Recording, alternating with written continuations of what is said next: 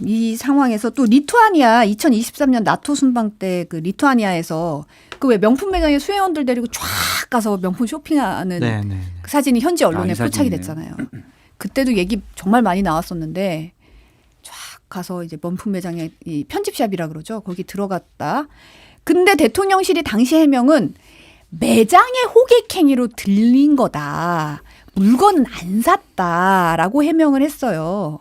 그래서 이제 특검이 이게 국고에 이제 이 쓰였는지 여부를 좀 주목해서 들여다보고 있다는 건데 이때도 해명 가지고 말이 많았잖아요. 제정신이 아니죠. 대통령 부인이잖아요. 해외 순방 방문한 건데 경호원들도 다 있고 한데 호객하는 사람이 저기 가면 여러 가지 명품 있으니까 저희 가게 한번 들어오실래요? 이렇게 아주 들어갔다는 거잖아요. 그렇게 해명하는 대통령실 관계자들 전 정말 제정신이 아니거나 수준이 낮거나 아니면은 김건희 씨가 그렇게 해명하라고 얘기를 했거나 그렇게 보여지는데 국민들을 좀 바보로 아는 것인지 좀 그런 생각이 들고요. 아니 이런 해명도 할 때 네. 윗선에 다 보고해서 컨펌 받지 않아요? 다 그냥 논의하죠. 자, 모여봐 일단. 다 모여. 우리 어떻게 해명할까? 지금 큰일 났다. 와 이렇게 하면서 이제 해명문을 쓰는 건데 그러면 진짜 한 명이 바보란 게 아니라 바보 팀이다라고 봐야 되겠군요. 아니면은 그래도 대통령실 관계자들이 그래도 국회 경험도 있고 정치권 경험이 있는데 이런 말도 안 되는 해명을 한 거 보면 그냥 호객행위에서 그냥 갔다 그래. 뭘 그렇게 심각하게 해명하려고 그래. 거기서 이렇게 지시가 내려왔기 때문에 이런 해명을 하지 않았을까 좀 그런 생각이 들고요. 저는 뭐 아무것도 안 샀다고 그랬는데 뭐 경호원 넥타이 샀다고 그때 막 보도 나오지 않았어요? 그렇게 해명한 거. 그래도 그렇게 경호원 자기를 도와주는 분들에게 넥타이 선물하려고 하는 김건희 씨의 또 부하를 생각하는 마음 그거는 좀 인정해 줘야 되지 않을까. 아까 그 사진 좀 잠깐 다시 볼 수 있을까요? 사진 저희가 앞방송에서 네. 만약 호객행위가 맞다면 호객꾼으로 보이는 이른바 반바지? 전문용어로 삐끼죠. 네, 추정을 했습니다. 네, 반바지. 그분이 한 분 있고 이분은 뒤에서 이제 몰아가는 거고 저쪽으로 가세요 하고 저 앞쪽에 지금 사람 모양의 팻말 거기 보면 한 분이 또 반바지 입고 뒤로 돌아서 있는 분이 있더라고요. 아, 그러네요. 네. 그분은 지금 13명 들어가요 라고 했을 수도 있다. 만약 호객행위가 맞다면 한 명은 뒤에서 밀고 한 명은 앞에서 안내하는 역할이지 않았나라는 추정이 전문용어로 삐끼로 삐끼. 추정된다. 네, 그렇죠.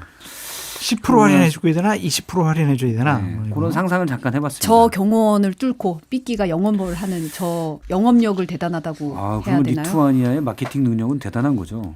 진짜 창피해요. 창피하죠. 저 때도 저희 비판 많이 했었는데 그런 무슨 생각이 나올 생각인지. 줄은 저는 상상도 상상도 못했어요. 못했어요. 호객행위에 걸렸다. 저희가 남대문 시장도 아니고. 골라. 지금 특검이 윤 전 통일교 세계본부장 업무수첩 확보했는데 수첩에 2022년 11월에 서울 최고봉 호텔의 중식당에서 건진법사 권성동 윤한홍 의원과 식사 자리가 있었고 이때 건진이 김건희 씨한테 직접 전화를 걸었고 뭐 통일고 현안, 뭐 YTN 인수, 캄보디아 개발 사업 등에 대해서 청탁하는 것을 보고 들었다고 아주 구체적인 정황을 적어놨다는 거예요. 물론 권성동 의원은 SNS를 통해서 배석 사실이 없다. 가짜다. 아니다. 이 수첩 내용 그대로 믿을 수 없다라고 부인을 했습니다만 요 보도가 나왔어요. 이 업무 수첩에는 요 내용만 있지는 않을 것 같아요. 다양한 내용이 더 있더라고요. 이 네. 전에 무슨 일이 있었고 이후에도 무슨 일이 있었는지 요 정도 사항을 정리해놨었으면 보다 더 진전된 보다 더 다른 일 그런 연관관계를 유추할 수 있고 추적할 수 있는 그런 것까지도 좀 적어놨을 가능성이 높지 않을까 그런 생각이 좀 들고요. 어쨌든 권성동 의원은 배석하지 않았다라고 했으니 이 부분은 특검의 수사를 통해서 좀 밝혀야 될 문제 같은데 하나하나씩 퍼즐이 좀 맞춰가지는 느낌인 것 같아요. 처음에는 그냥 왜 캄보디아에 갑자기 ODA 자금, EDCF 자금이 왜 갑자기 늘어났지?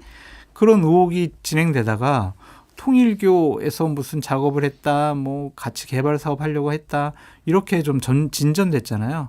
근데 지금 무슨 날, 며칠에, 어디서, 무엇을 얘기 나눴다, 누구랑, 배석자가 누구고 이것까지 나왔잖아요. 그래서 수사를 통해서 한다면 보다 더 진전된 내용을 우리가 알 수 있지 않을까 그런 생각이 드네요. 여기 이제 양측의 주장이 다른 거잖아요. 요 양측이란 건 권성동 의원 나는 그날 그 시각에 그 자리에 있지 않았다라는 주장인 것이고 그다음에 또 한 측의 주장은 윤영호 본부장의 수첩의 주장이잖아요. 그때 건진과 권성동 의원, 윤한홍 의원을 같이 만났다. 호텔 중식당. 장소까지 특정이 되잖아요. 수첩은 그 당시에는 본인이 기억하려고 이 기억은 왜 하냐면 본인의 습관일 수도 있지만 대부분 보고를 잘하기 위해서 기억하는 겁니다. 내가 이 자리에서 누구를 만나서 이렇게 했고요. 그래서 이런 활동들을 했습니다. 아마 그 위에 있는 분에게 총재에게 보고하려고 한 내용이겠죠. 그래서 이런 성과를 했습니다. 근데 그거를 더군다나 당시 친윤 인사들인데 핵심 친윤이었죠.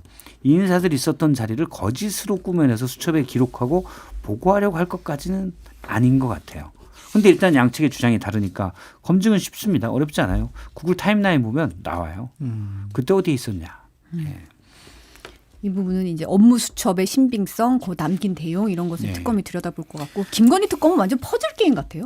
그러니까 이 수첩에다가 나중에 내가 이거 혹시 문제 생기면은 검찰이나 특검에 조사받을 수 있으니까 거짓말로 이런 거 기록해놔야지. 그런 사람은 세상에 어디가 있겠어요. 그러니까 이게 기억을 잊어버리지 않기 위해서 꼼꼼히 메모하는 습관이 있었던 거 아니냐 그런 생각이 듭니다. 이런 메모광들이 중학교 때 유명한 수필이었는데 이런 메모광들이 역사의 진실을 많이 밝혀주더라고요. 네.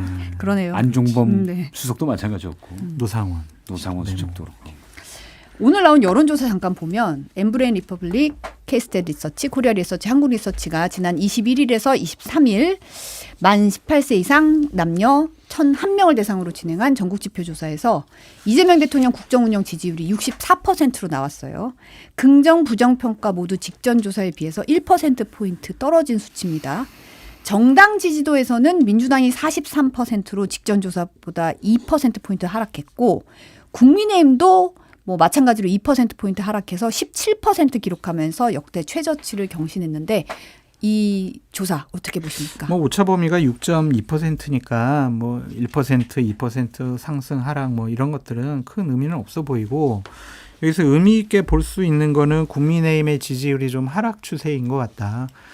본인들은 단결하고 결속해야 된다. 우리끼리 뭉쳐야 된다. 그리고 개혁하고 혁신해야 된다. 혁신이 띄웠지만 그것이 국민들은 인정을 해주지 않고 더욱더 실망감만 늘어가는 것이 아니냐. 좀 그런 생각이 듭니다. 그래서 저는 뭐 대통령 지지율이야 이 정도 유지되는 거 인사 논란, 강선우 논란이 있었지만 유지되는 것은 어쨌든 윤석열 정권보다는 상당히 잘하고 있다라는 판단 때문에 국민들이 아직 기대감을 저버린 것 같지 않고 국민의힘이 지금 큰일 났다. 이런 추세라면 지지율을 반등시킬 만한 모멘텀이 없어 보여서 앞으로 지지율 하락 추세가 지속적으로 나타날 가능성이 있어 보입니다. 저도 이제 여론조사에 대해서는 추세를 봐야지 하나하나의 뭐 2, 3%까지. 왜냐하면 민주당이 43%다. 49%까지는 사실은 오차 범위 안에 있는 거예요. 그러니까 통계적으로는 똑같은 수치거든요. 그래서 일주일에 추세가 아닌 이렇게 하나하나로는 사실 판단하기가 좀 애매하고. 근데 국민의힘이 하락 추세는 이전부터 쭉 조금씩 내려가고 있기 때문에 그건 맞는 것 같아요. 근데 눈여겨볼 점은 MBS 조사가 21일부터 23일까지인데 그러면 강선우 후보자 임명 강행 분위기였거든요. 근데 크게 떨어지진 않았다. 주초에 리얼미터 조사에서는 2% 정도 대통령 지지율이 떨어진 건 나왔죠. 역시 오차 범위 아니기 때문에 저는 사실 뭐 그게 큰 바로미터라고 보진 않았어요. 그런데 이렇게 어쨌든 작용이 안 됐다라는 건 결과는 이제 어제 나와서 많이 반영은 안 됐을 텐데 강행하지 않을 것 같다. 뭐 이런 분위기 또는 만약에 저도 이렇게 많은 분위기들을 보면 이런 얘기들이 많더라고요. 만약 정말로 임명이 된다면 실망할 것 같다. 그래서 그때까지는 약간 유보적 의견들이 나와 있지 않나 이런 생각이 듭니다. 네. 안 그래도 이제 강선우 오차 범위 6.2였고 자세한 내용 중앙선거 여론조사 심의위원회 홈페이지 참고하시면 되고요. 이게 이제 신뢰 표본 오차가 95% 신뢰 수준이 플러스 마이너스 3.1% 포인트였다는 점 말씀드립니다. 강선우 후보자가 어제 자진 사퇴했어요. 어제 오후에.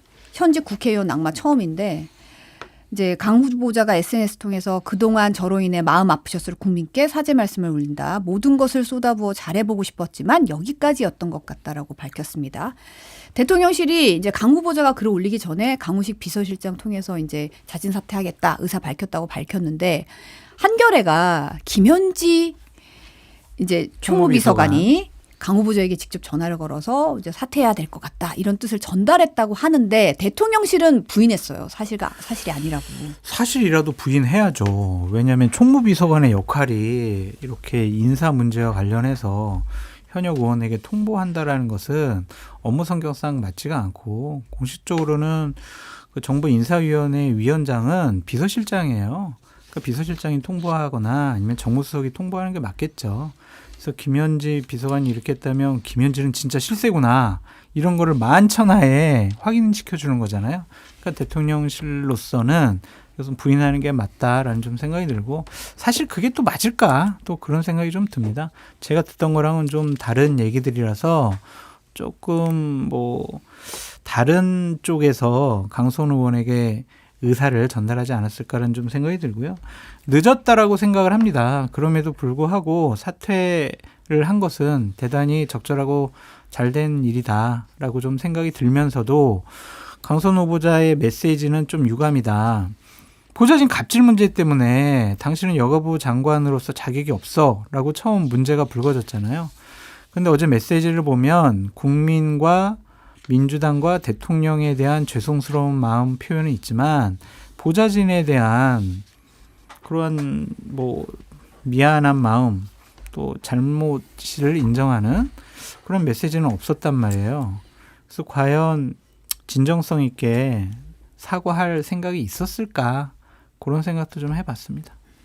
저도 이제 강선 후보자에 대한 민주당 내 평가, 보좌진들의 평가는 거의 공통되게 한 분야가 있어요. 그러니까 몇몇 갑질 사건들이 얘기되는 것도 있지만 전반적으로 강약 약강인 것 같다. 강한 자에게 약하고 약한 자에게 강한 것 같다.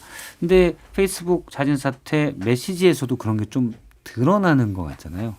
그래서 그런 건 상당히 좀 아쉽다라는 생각이 들고 뒤늦었지만 정말로 저도 좀 상당히 어제까지만 해도 당내 이상 기류는 있었지만 사실 그래도 강행될 거다 임명이 라는 게 좀 많았었거든요. 근데 강행되면 이재명 정부가 초기에 어떻게 보면 동력을 좀 잃는 그런 큰 사건이 될 수도 있었다. 그런데 잘 판단을 한 것 같아요. 판단을 해서 강행을 안 한 게 사실 국민 주권 정부라는 그거를 명분을 이어가는 계기가 된 것 같아요. 근데 사실 이번 강선우 후보자 자진 사퇴를 놓고 박찬대 후보와 정청래 후보의 입장이 결이 좀 달랐어요. 그렇죠. 박찬대 후보 같은 경우는 어제 이제 사실은 자진 사퇴하기 17분 전에 공교롭게도 이제 SNS에 스스로 결단을 내려야 된다 이렇게 올렸는데 17분 후에 자진 사퇴하니까 이거 미리 알고 있었던 거 아니야라는 얘기가 나오니까 오늘 사실 아니다 몰랐다라고 부인을 했는데 정청래 후보 같은 경우는 어제 새벽에도 이제 동지라고 표현을 하면서 이제 그 좀 옹호하는 듯한 그런 메시지를 냈거든요. 요게 전당대회 변수가 될까요? 어떻게 보세요? 성지영 앵커님 입에서 전당대회 변수가 될까요? 라고 질문이 나왔잖아요. 네. 그 순간 변수가 되는 거예요. 그 생각을 너무 성지영 앵커가 이제 대한민국 전국을 다 이끌고 있다. 네. 흔들고 있다. 지금 이런 너무 아첨성 발언 아닙니까? 주진우 건도 그렇고 그러네. 띄워주셨잖아요. 너무 지금 성지영 앵커를 저만 묻고 있는 건 아니었어요. 영향력이 크신 거죠. 근데 박찬대 후보 쪽에서는 세일즈 할 것 같아요. 봐라. 나랑 대통령하고 호흡이 맞지 않냐. 대통령의 마음을 잘 읽는 사람 나 아니냐. 그리고 대통령께서 강선우 후보자를 임명을 강행하게 되면 국정 운영에 큰 부담되고 우리 여당에게도 여러 가지 부적절한 일이라고 국민들께 지적을 받을 수밖에 없는 거 내가 총대 메고 나서가지고 해결한 거 아니냐. 내가 적임자 아니냐. 이렇게 세일할 가능성이 높아 보여요. 그렇다면은 그것에 대해서 권리당원들 그리고 대의원들이 어떻게 생각을 할까. 한 번쯤은 더 생각하게 만들잖아요. 그러니까 이슈를 던져서 생각하게 만든 것. 그것을 이제 본인 유리하게 끌어가는 것은 본인 능력에 달려 있겠지만 일단은 하나의 터닝 포인트가 마련된 것이 아니냐 그런 생각이 드네요. 제가 뭐 다른 방송 대타를 하니라고 오늘 아침부터 정성훈님과 계속 같이 했는데 네. 초반에 할 때는 그러니까 뭐 어떤 다른 방송 1부, 2부에서 뵀을 때는 서로 의견이 좀 다른 것도 있었는데 두 번, 세 번 같이 하다 보니까 서로 다듬어졌어요. 네. 네, 그래서 장 소장님 의견으로 전 가름하겠습니다.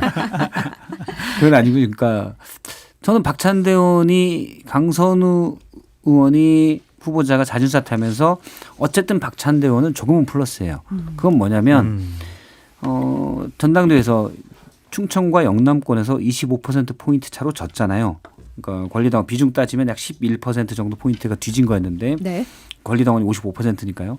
그런데 추격자의 입장인데 어쨌든 하나를 맞춘 게 됐잖아요. 만약 강선 의원이 임명이 강행됐다 그러면 정청래 의원은 기존에도 곧 여성가족부 장관 그래서 임명 강행을 주장했었고 그다음에 박찬대 의원은 국민 유튜브에는 좀 맞지 않다. 그래서 임명을 지명을 철회해야 되는 것 아니냐라는 뉘앙스가 많이 했었거든요. 근데 만약에 임명이 강행됐으면 정청래 의원에게 힘이 더 실리는 형국이 되죠. 이게 명심이냐 아니냐를 떠나서 지금 정청래 의원 얘기대로 돼가는구나 이게 돼요. 그러면 추격자로서는 훨씬 힘들어지는 국면이죠. 그런데 나중에 반전이 생겨서 일단 임명이 안 됐잖아요. 저는 그게 일단 박찬대 의원으로서는 뭔가 계기를 추격의 계기를 좀 더 잡을 수 있는 게 마련이 됐다. 그리고 뻔하죠. 이게 17분 전에 쓴 건 분위기 다 보고 썼다고 봐야죠. 그냥 자진사퇴를 명백하게 얘기하는 건 분위기 다 어떤 정보를 통해서 확인하고 썼다고 봐야 되는 건데 이걸로 자 그러면 박찬대 의원이 그걸 알고 썼냐 모르고 썼냐 이런 말하는 것 자체가 그것도 어쨌든 쟁점이 되면서 별 관심 없던 전당대회에 하나의 쟁점들을 만들어가서 그렇게 되면 추격자가 어쨌든 판을 흔드는 게 되니까 좀 더 유리하죠. 역풍이 있을 수도 있을 것 같아요. 아니 그래도 같은 당 의원 지켜줘야지. 지금 야당이 요구한 사퇴를 이끌어내? 이게 뭐야? 이렇게 생각하는 분들도 있을 것 같아서 모르겠어요. 정치는 럭비공이라서. 그렇죠. 그러니까 누가 이길 거냐 그건 모르겠는데 현재는 불리한 형국이잖아요. 일단 여의도나 또는 명심은 박찬대 의원이 좀 더 가깝지 않아? 이재명 대통령이 한 번도 얘기한 적이 없기 때문에 모르고 다만 추정이고 소문이죠. 그런데 전당대회 자체가 관심을 못 받으면서 인지도가 더 높은 정청래 의원이 유리한 형국이 됐었거든요. 근데 여기 어떤 쟁점이 만들어지면서 추격자가 좀 더 따라붙을 수 있는 계기다. 근데 결과 그럼 이걸로 이거 하나를 딱 봐서 박찬대 의원이 더 유리해졌냐? 그건 아니고 네. 기존 환경 대비 추격하는 입장에서는 조금 따라갈 만한 뭐가 생겼다. 판의 변수를 그렇죠. 던지긴 저는 했다. 그 정도로 봐요.